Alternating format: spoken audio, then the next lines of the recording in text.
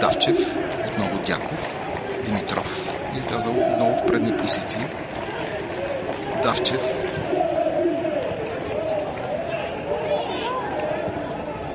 Топка за Преслав Йорданов. Писаров. Вляво свободен е Кристиян Добрев. Добро центриране на Добрев. Там да Преслав Йорданов отведе топката и това е гол 1-0 за Локомотив София. Марчо Давчев е футболистът, който порази мрежата на Калякра. Той много добре се пласира и преди Преслав Йорданов да получи топката, успя да я укрути в краката си и след това с хубав плътен удар с левия крак да разпечата вратата на Калякра. И така в тази 25-та минута на двубоя защитата на гостите се пропука. Още веднъж виждате центрирането на Добрев. Тук как хубаво излезе зад защитата на гостите.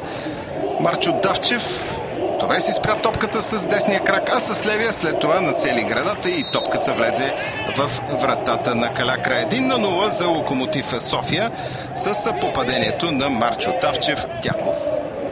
Топка далеч наляво към Дерека Самоа. Той няма проблем с нейното укротяване. С пета назад към Кристиян Добрев. Отново ганаец с топката в крака. И отлично видя там Искрен Писаров. Какво ще измисли Писаров? Финт на Писаров, може и шутира. Прави го там и Преслав Йорданов прави резултата 2-0. Локо София повежда с комфортна преднина.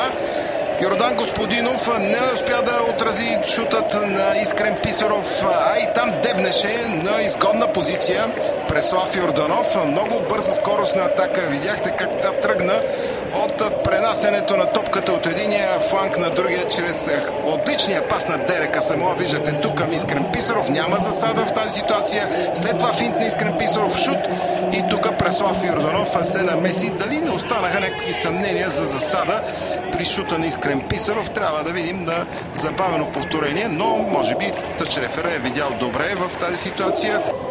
Вярно и Дерек Асамоа внася напрежение от другия фланг, но тъй или иначе много активни бекове на Локо София от началото на това полувреме. Може би затова, отново казвам, спомага и защитната сега. Хубав, абсолютно!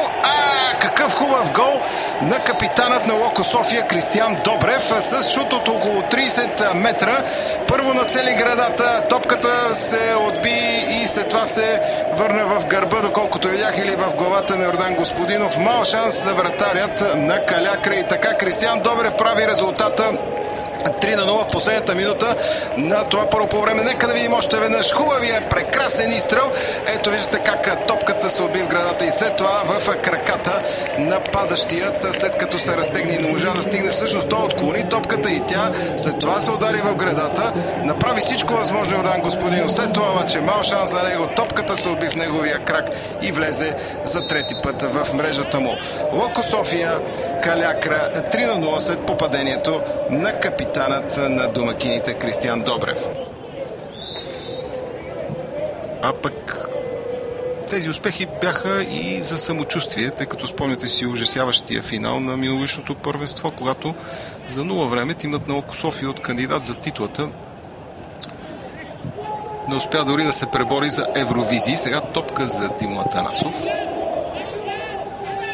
Финтове на Димо Атанасов. Продължава той да владее и паща топката към Дерека Самоа. Все пак опасността не е минала и това е 4-0. 4-0. Точно Влади Романов бележи четвъртия гол. Дерека Самоа не можа да стигне до топката, която бе центрирана от Димо Атанасов. Все пак съобразителен се оказа в тази ситуация. Влезет като резерва Владислав Романов, който почти от аутлинията успя да прокара топката в мрежата на Йордан Господинов. Още веднъж ситуацията. Тук много хубава работа свърши Димо Атанасов. Дерека Самоа не можа да стигне до кълбото. След това обаче много труден за изпълнение изстрел, с който Влади Романов прави резултата 4-0. Виждате как заспа защитата и как гледа действията на двамата футболисти в червено-черни фанелки и двамата централни защитници. Футболиста с номер 5 Антон Димитров